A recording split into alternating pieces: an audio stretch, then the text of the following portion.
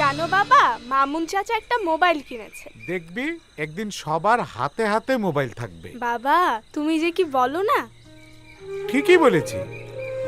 দেখবি একদিন কোটিপতি থেকে কৃষক সবার হাতে হাতে মোবাইল থাকবে, তোরও থাকবে আমারও থাকবে।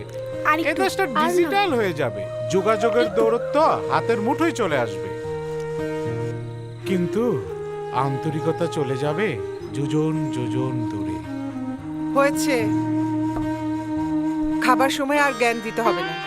স্কুল মাস্টারে এই এক সমস্যা, যখন তখন যেখানে সেখানে জ্ঞান দিতে থাকে। বাবা মা কিন্তু এই চান্সে একটা ঘা মেরে দিল। অগ্নিলা, হাসি থামা। প্রলয়, এটা কি বদ অভ্যাস? এত বড় হয়েছিস তুই নিজের হাতে খেতে পারিস না? প্রত্যেক বেলা বাবুজানকে খাইয়ে দিতে হবে। বাবুজান, আমি কি খুব বড় হয়ে গেছি?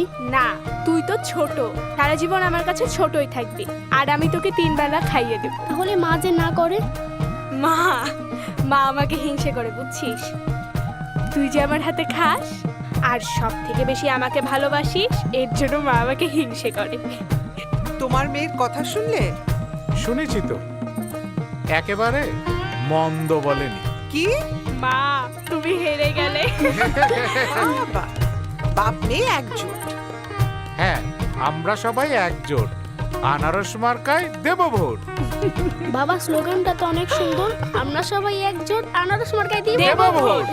আচ্ছা আচ্ছা, হয়েছে, এখন খাওয়াটা শেষ করেন, নাহলে একটু পরেই কিন্তু নির্বাচনী লোক আপনাকে ডাকাডাকি শুরু করবে। মা একটু ডাল দে।